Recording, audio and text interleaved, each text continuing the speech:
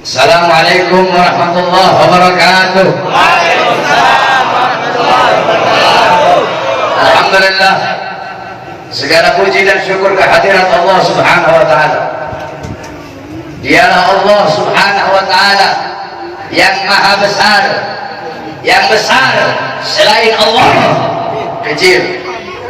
Dialah Allah yang maha perkasa, yang maha kuat, yang kuat, yang perkasa selain Allah lemah.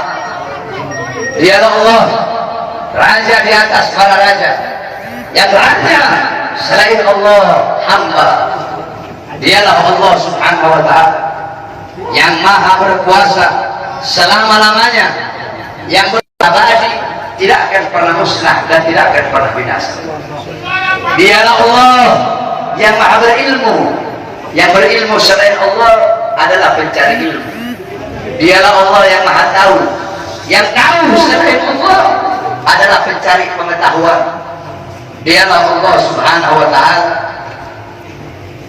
yang maha melihat, yang melihat selain Allah buta terhadap warna-warna yang jauh, buta terhadap warna-warna yang tersembunyi dalam warna yang tidak tampak. Dialah Allah Subhanahu wa ta'ala yang maha mendengar, yang mendengar selain Allah, tuli terhadap suara-suara yang jauh dan suara-suara yang dekat akan menulikannya. Dialah Allah yang dimana kadar kedekatan hamba dengannya tidak akan membuat hamba itu setara dengannya. Jauhnya hamba darinya tidak akan menjadikan dinding penghalang antara dirinya dengan hambanya. Dialah Allah yang dimana walaupun seluruh makhluk berbuat baik tidak akan menambahkan sedikit pun keagungan di sisinya, dan walaupun seluruh makhluk berbuat dosa tidak akan mengurangi sedikit pun keagungan di sisinya. Dialah Allah yang memisahkan dan yang mempertemukan. Dialah Allah yang memisahkan Nabiullah Adam dengan Siti Hawa, dan dialah Allah yang mempertemukan Nabiullah Adam dan Siti Hawa. Allah pertemukan Nabiullah Adam dan Siti Hawa dalam surga, dan Allah pisahkan Nabiullah Adam dan Siti Hawa.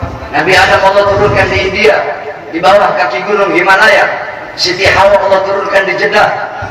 Kemudian Allah pertemukan kembali di padang Arafah. Dialah Allah yang memisahkan Nabiullah Yakub dengan anaknya Nabiullah Yusuf alaihissalam, dan dialah Allah juga yang menemukan, mempertemukan Nabiullah Yakub dan Nabiullah Yusuf alaihissalam. Dan dialah Allah yang 1,5 tahun yang lalu memisahkan kita, dan Allah juga yang mempertemukan kita pada malam hari yang mulia ini. Saudara-saudara sekalian yang dimuliakan oleh Allah Subhanahu wa ta'ala, alhamdulillah, saya bersyukur kepada Allah Subhanahu wa ta'ala atas nikmat yang Allah Subhanahu wa ta'ala berikan. Hadirin sekalian yang dimuliakan oleh Allah Subhanahu wa ta'ala, Allah mempertemukan kita kembali bisa bertatap muka di majelis yang penuh dengan kemuliaan ini, di majelis yang penuh dengan keutamaan, yang dimana kita semuanya ketahui bahwasanya saat ini Republik Indonesia, negara yang kita cintai, sedang dilanda pandemi COVID-19, yang dimana kita duduk di sini untuk berdoa, mudah-mudahan Allah Subhanahu wa ta'ala segera angkat penyakit COVID dari tanah Indonesia yang kita cintai. Indonesia tanah para aulia, Indonesia tanah para habaib, Indonesia tanah para syuhada. Insya Allah akan Allah angkat semuanya. Saudara-saudara, corona atau apapun itu disebutnya, itu menurut ulama-ulama min ahlil bawatin, itu mereka adalah makhluk ciptaan Allah Subhanahu wa ta'ala. Saudara-saudara, sekalipun corona dikatakan adalah virus yang diciptakan oleh Amerika, atau virus yang diciptakan oleh Cina, atau virus yang diciptakan oleh dokter, pasti ada unsur-unsur makhluk ciptaan Allah yang Allah ikut sertakan di dalam penciptaan virus tersebut, sehingga yang memiliki kekuasaan penuh atas virus tersebut adalah Allah Subhanahu wa ta'ala. Maka satu-satunya jalan untuk menyelamatkan diri daripada itu kembali kepada Allah, taat kepada Allah, patuh kepada Allah, tunduk kepada Allah Subhanahu wa taala. Ketika engkau takut kepada Allah Subhanahu wa taala, akan Allah tanamkan dalam hati para makhluk rasa takut kepadamu. Ketika engkau kembali kepada Allah, takut kepada Allah, taat kepada Allah, apakah ada satupun makhluk yang bisa mencelakaimu? Saudara-saudara, ada penyakit yang lebih berbahaya dari corona. Apa itu? Hati yang lebih takut kepada corona daripada hati yang takut kepada Allah Subhanahu wa taala. Hatimu takut kepada corona, sampai-sampai engkau lebih takut kepada corona daripada Allah. Itu adalah penyakit yang lebih berbahaya daripada corona itu sendiri. Oleh karena bukan berarti kita tidak harus ikhtiar, tetap kita ikhtiar dengan masker. Sebab itu diajarkan oleh para ulama dan diajarkan oleh orang-orang soleh. Tetapi jangan juga terlalu lebay sampai masjid-masjid ditutup, sedangkan mal tetap buka, Carrefour tetap buka, Carrefour milik orang asing, mal-mal milik orang asing, tempat-tempat yang jual beli sembako milik orang-orang asing dibuka, sedangkan milik pedagang-pedagang kecil ditutup. Apakah ini tidak merugikan rakyat? Apa yang mau terjadi di negara, saudara-saudara sekalian yang dimuliakan oleh Allah? Ada apa ini, saudara-saudara? Semua orang-orang disuruh berdiam diri dalam rumah, sedangkan tenaga kerja asing dari Cina mereka kirim sebanyak-banyaknya. Kalian mau bikin susah rakyat, kalian mau bikin rakyat kalian mati kelaparan, kalian yang menyusahkan rakyat, kalian yang menderitakan rakyat, kalian yang bikin rakyat kalian susah. Sudah sering saya katakan, saudara-saudara, para pahlawan-pahlawan, beliau-beliau mengorbankan jiwa, nyawa, darah, harta, keringat demi NKRI, demi kemerdekaan. Itu pahlawan. Pejabat-pejabat sekarang, pemerintah sekarang, mereka bukan berkorban demi rakyat, mereka bukan berjuang demi rakyat, tapi rakyat yang mereka korbankan, negara yang mereka korbankan, orang susah yang mereka korbankan demi kepentingan perut, partai, dan politik yang oleh karena itu saya tanya, lawan apa biarkan? Lawan apa biarkan? Lawan apa biarkan? Saudara-saudara, saya baru tadi sore keluar dari penjara. Baru tadi sore saya keluar dari penjara.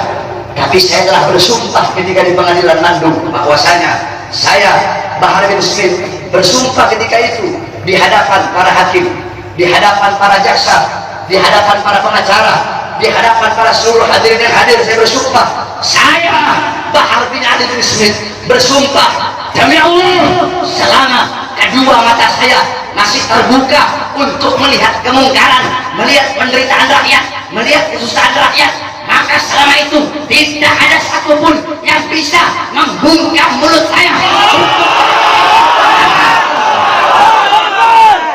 Oleh karenanya, apa yang saya sampaikan pada malam hari ini, saya tidak takut besok pagi saya ditangkap polisi di penjara lagi nggak bersalah. Sore ini saya keluar, besok pagi saya ditangkap lagi demi berjuang untuk rakyat, berjuang untuk Indonesia, berjuang untuk rakyat susah yang sengsara, di lockdown, dimatikan di dalam rumahnya sendiri. Saya rela, saya ikhlas besok di penjara lagi. Oleh karenanya hadirin sekalian yang dimuliakan oleh Allah Subhanahu wa taala, terus berjuang. Saya tidak akan pernah kapok. Kami di para habaib, saya bilang, saya tidak akan pernah kapok dalam menyampaikan kebenaran. Jangankan cuma di penjara, walaupun harus dibunuh sekalian. Andaikan dibunuh, mayat saya tiba di sini, anak istri saya akan tersenyum menyambut mayat saya, saudara-saudara. Kenapa? Saya bukan penjahat, saya bukan koruptor, saya bukan narkoba, saya bukan maling, tapi saya membela agama Allah, Saya bela ajaran datuk saya Rasulullah. Saya membela kehormatan para habaib, para anak cucu Rasulullah Sallallahu Alaihi Wasallam. Sehingga pada tadi sore, alhamdulillah berkat doa semua umat Islam, doa para ulama, para habaib, saya bebas. Dan malam hari ini saya berbicara di hadapan engkau semua umat Islam. Dan jikalau apa yang saya bicarakan ini menjadi masalah, menjadi perkara, saya ridho, saya ikhlas. Besok di penjara lagi tidak jadi masalah buat saya. Oleh karena itu tetap kita harus ikhtiar, berusaha dengan memakai masker, dengan wudu. Sebab itu diajarkan oleh Rasulullah SAW. Nabi saya cuma tawakal, hidup mati di tangan Allah. Tidak ada ikhtiarnya, keledai, bodoh itu. Dulu ada sahabat Nabi Muhammad itu punya onta, dibiarkan begitu saja. Kata Nabi, kenapa kau biarkan? Saya tawakal sama Allah. Kata Rasulullah, salah, ikat kau punya onta. Itu ikhtiar, usaha agar ontamu tidak hilang. Kalau sudah ikhtiar, lalu kau doa, ya Allah jaga saya punya onta biar tidak hilang. Ikhtiar udah, baru terakhir kau tawakal. Ikhtiar udah, doa udah, baru tawakal. Mau hilang kayak mau enggak kayak urusan Allah. Ikhtiar pakai masker, ikhtiar wudu, jaga kebersihan, itu ikhtiar usaha kita. Berdoa, ya Allah dan sampai saya kena corona. Kalau habaib sih, kita orang si habaib sih ada masalah sama corona sebenarnya. Jadi kalau sama Habib ini jangan bilang beb awas ada corona, salah. Bilangin sama coronanya, corona awas ada Habib.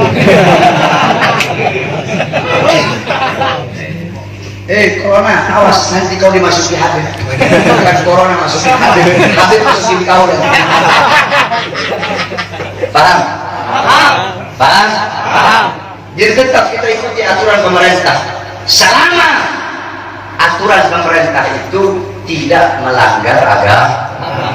Kita sebagai warga NKRI yang baik wajib taat, wajib patuh kepada peraturan pemerintah, peraturan MUI. Betul? Karena apa? Selama aturan-aturan itu tidak melanggar agama, selama aturan-aturan itu apalagi senyawa dengan agama, menyatu dengan agama, maka kita sebagai orang yang beragama Islam wajib untuk mentaati dan mematuhinya. Betul? Tapi kalau pemerintahnya sobek sama rakyat, pemerintahnya kurang ajar sama rakyat, menyengsarakan rakyat, maka wajib untuk kita lawan, saudara-saudara. Betul? Saya tanya semuanya, jawab yang keras. Siap lawan kezaliman? Siap. Siap lawan kezaliman? Siap.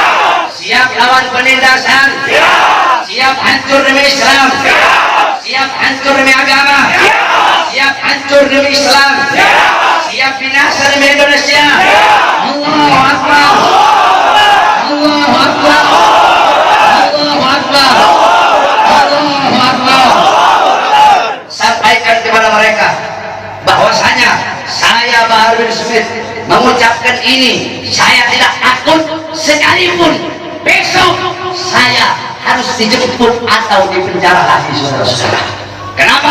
Karena saya memperjuangkan rakyat yang susah, rakyat yang kelaparan, rakyat yang menderita, tersembunyi, tersingkirkan, dikurung dalam rumah, dibikin mati pelan-pelan. Seorang orang kecil mau kesini mau buka ini susah, sedangkan itu mal-mal penuh, masjid ditutup, masjid ditutup, tempat ibadah ditutup, sedangkan itu mal-mal penuh.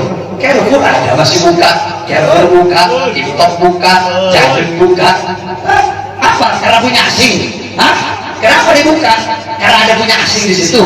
Kenapa tenaga kerja kok dikirim dari luar yang banyak, sedangkan masih banyak pengangguran di Indonesia? Betul? Anak-anak muda yang pengangguran di Indonesia banyak apa tidak? Banyak. Banyak apa tidak? Banyak. Banyak apa tidak? Banyak. Yang butuh pekerjaan banyak apa tidak? Banyak. Banyak apa tidak? Banyak. Berarti jikalau pemerintah mereka mengirim tenaga kerja asing dari manapun, mau Cina, mau Australia, mau Korea, mau Jepang, dari manapun, tidak peduli negaranya negara mana, berarti sedangkan Indonesia masih banyak yang pengangguran, berarti pemerintah ingin menyusahkan dan menyengsarakan rakyat. Maka kita sebagai rakyat, khususnya umat Islam, wajib untuk melawan sampai titik darah. Allahu Akbar. Allahu Akbar.